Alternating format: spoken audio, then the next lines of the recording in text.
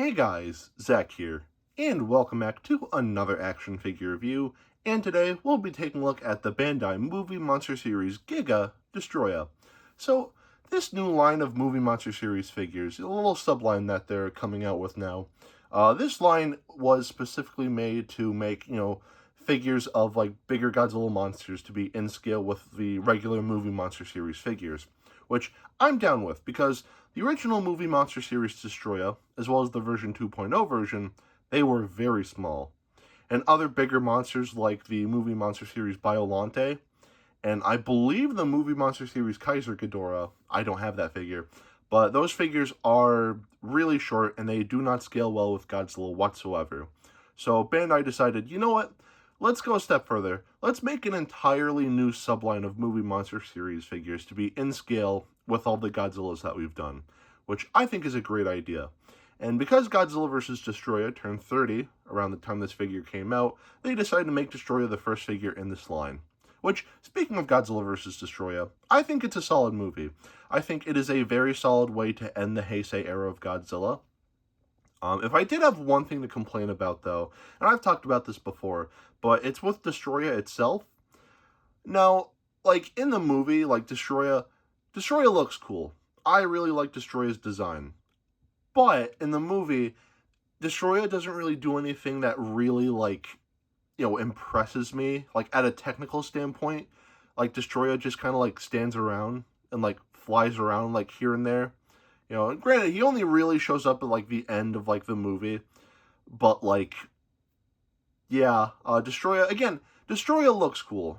But, like, at a technical standpoint, like, Destoroyah doesn't really wow me.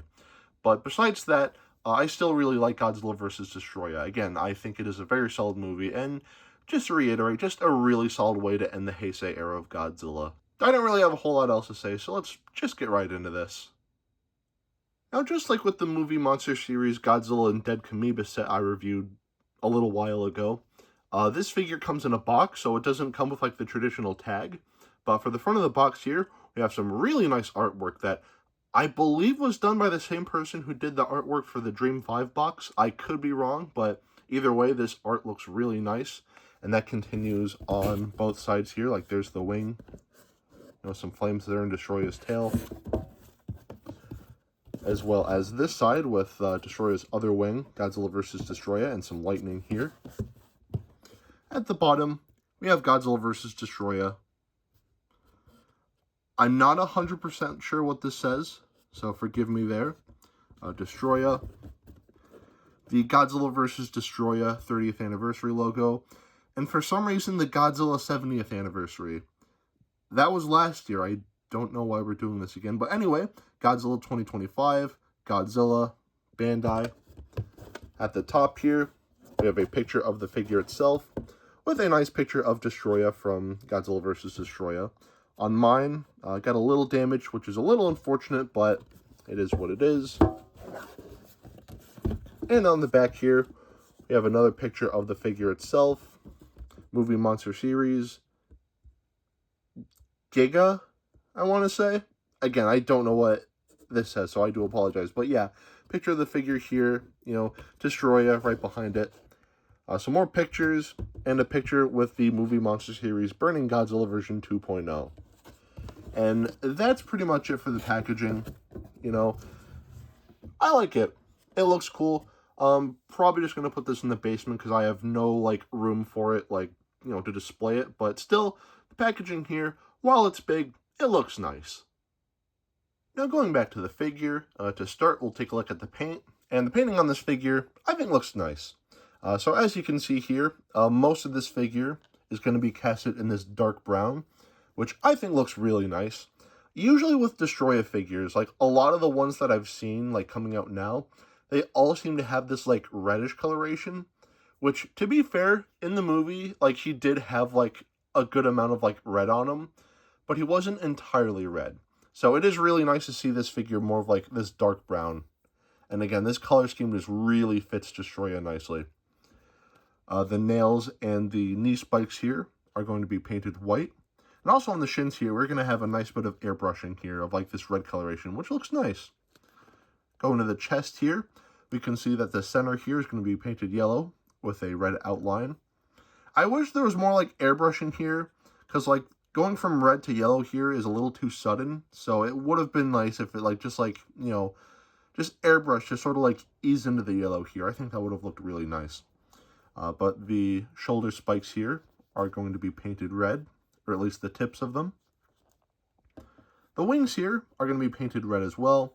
It would have been nice if these bits were painted, but it is what it is. And same with these smaller wings. Again, just a little bit of red here.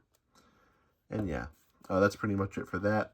Again, some more airbrushing on the neck here, which I think looks pretty nice. The teeth, as well as all the tusks here, you know, whatever you want to call these are all going to be painted white. The teeth are going to have a little bit more of like a yellowish finish to it. It's very subtle, but there is a difference between the teeth and the, again, tusks, whatever you want to call them. There is a difference here. You know, it's just very subtle, and it's more noticeable like in person. You know, I don't think like the camera's really doing that part justice, but I digress. The eyes here are going to be painted orange with a nice glossy finish. We're going to have bits of red on the top of the crest here. And again, it would have been nice if this was airbrushed, because like just like going from red and then brown, just no transition, it looks a little weird. So a little bit of airbrushing would have been really nice. And lastly, Destoroyah's horn is going to be painted yellow, though on mine, unfortunately, the very tip has a little bit of scuff on it, which pretty annoying. I'm not going to lie, but it's very minor. So it's, you know, not entirely the fault of Bandai. It's just something that happened to my copy, but yeah. So that's pretty much it for the painting on this figure. And the painting on this figure, I think is good. You know, I think it could have been a little better in some spots. I feel like there could have been more like airbrushing. And again, I wish these bits on the wings were painted. But besides that, the painting on this figure, I still think looks very good. So the painting on this figure, I'd say gets a pass. Now, we'll take a look at the articulation. And the articulation on this figure, again, it's not anything complex, but for what it is, it's actually not too bad. The arms here can rotate 360 degrees. The legs can kick forward about that far, and backwards about that far, so not a lot there. The tail here is on a swivel. The second half of the tail here is also on a swivel. They didn't need to do that, but they did, and that was really cool of them. And the wings here are on swivels as well, so they can move upwards like so, and they can tuck behind his back like so. And yeah, that's pretty much it for the articulation on this figure. And again, it's a Bandai vinyl, so there's not really a lot to write home about, but still, for what it is, I think it's solid. I'd say it gets a pass. Now, we'll take a look at the sculpt. And the sculpting on this figure, for the most part, I think is pretty much perfect. You know, that's not really a surprise. When it comes to the movie Monster Series line, Bandai usually does a very bang-up job making, like, you know, the sculpt on these figures, like, very accurate to the source material. You know, and this figure is no exception. You know, everything here looks great. You know, the proportions look perfect. Nothing's too big or too small or anything like that. Overall, the sculpting on this figure is damn near perfect. If I had one complaint, though, and this is exclusively on mine because I've seen other copies of this figure that, you know, don't have this issue. For some reason, this wing is just sort of like, it just sort of warped forward, and I don't really know what that's all about. You know, this wing here is fine, you know, so no issues here, but for some reason, it's just this one. You know, I even took a hair blow dryer and tried to, you know, straighten it out, but still, it just sort of warped back like this, which is pretty annoying. I'm not going to lie. But still, besides this bit here, the sculpting on this figure is still very good. So the sculpting on this figure, I would say, definitely gets a pass. Now, we'll take a look at the detailing. And the detailing on this figure, I think, looks very solid. So let's take a closer look. Starting off at the head here, we can see all of the ridges here in the crest here and all of the little cracks and crevices in the face here. I think everything here is detailed very nicely. You going down to the neck here. Again, just a lot of really nice, like, detailing. It's, like, almost like armor plating sort of look on the neck here. Also just looks really cool. Going to the body here. Again, just a lot of really nice detailing here. All of, like, little, like, ridges and all the spikes and everything have a lot of really nice detailing here. Like, everything here is just very nicely defined. And even, like, on the hands here, again, just a lot of really nice, like, textures here and all, like, the creasings in the fingers. Just looks really good. The legs here are going to have a very nice bit of detailing here as well. Again, just a lot of really, like, all, like, the ridges here and everything like that. And again, this armored, like, plating look here. Just a lot of really nice detailing here. Everything here just, like, pops really well. Going to the wings here. Again, just a lot of really nice detailing here. All the creases and everything here look very nice. And same with the upper half of the wing here. Again, just looking very nice. Same with this wing. Plus a really annoying issue here. But anyway, these smaller wings, again, are going to have a lot of really nice detailing here. The creases and everything are going to look really nice. And going to the tail here, again, just a lot of really nice detailing here. Again, just this, like, armored, like, plating going on here at the tail. It just looks really nice. And little pincer tail thing, whatever you want to call this part. The detailing here is really nice as well. Again, just a lot of really, like, everything here is just really, like, defined well and just looks really good. The underside of the feet here are going to have, a lot of really nice detailing here, really well defined, which is weird because you're not really going to be seeing that. But still, like, the detailing that is here looks really nice. And that's pretty much it for the detailing on this figure. And the detailing here is very solid. Definitely gets a pass. Now, we'll do some size comparisons.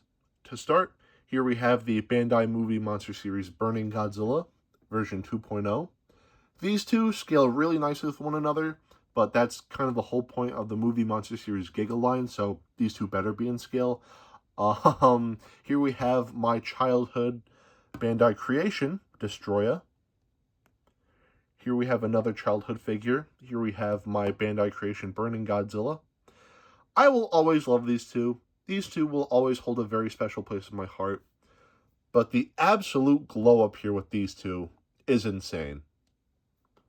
And of course, here we have some hand sanitizer.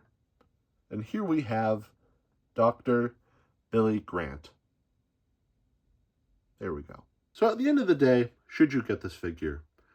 I think this is a really nice figure. The painting, while it doesn't look bad, I think it could have been touched up a little bit in some spots. I wish these bits on the wings here, I wish these were painted. And, like, the transition between, like, one color to another on this figure at certain points, I feel like, is a little too just, like, sudden. I feel like if there was more airbrushing on this figure, like, it would have, like, the one color would have faded a little more subtly to another color. I think that would have looked much nicer. But still, the painting on this figure is still really nice. The sculpting is great. The detailing is great. Not a lot of articulation, but, this is a Bandai vinyl, so that's to be expected. And overall, this is just a really nice figure, and I do recommend that you pick this one up. And I'm also really curious to see where Bandai decides to take the Movie Monster Series Giga line next. I do know that sometime in March, we will be getting the Bandai Movie Monster Series Giga Biolante, which I am really excited for that figure. But as far as, like, after that, I don't know. I don't really have a preference. I don't know. I did complain about the Movie Monster Series Super Mecha Godzilla being a little too short, so I guess seeing that figure in the Giga line would be cool. Like, Super Mecha Godzilla wasn't that big, but he was, like, definitely taller than Godzilla in that movie, so, like, there's that. Oh, actually, this probably won't happen.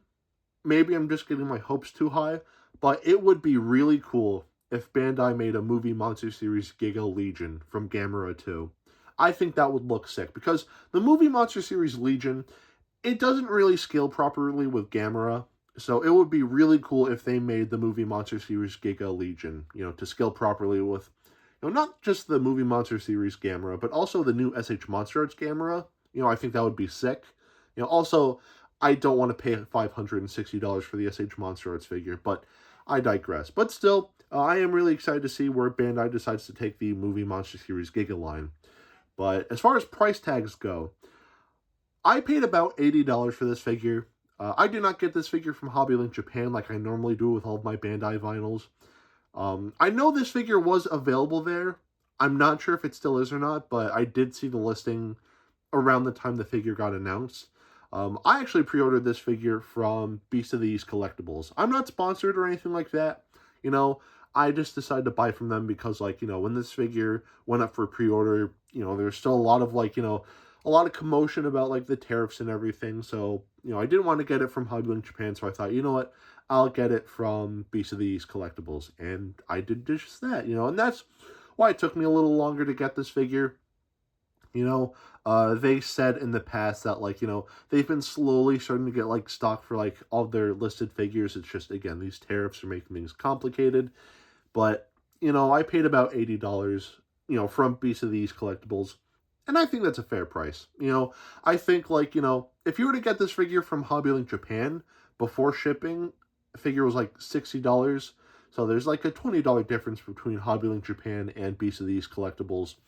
And, you know, I'm fine with, like, you know, paying the $80. You know, again, this is a really nice figure, and also, like, the packaging is really nice, so I think that's fair. I think that's a fair asking price. So, at the end of the day, yes, I do recommend that you pick this figure up. That being said, that is it for today. Have a great rest of your week, and I will see you in the next video. Peace, Zack out.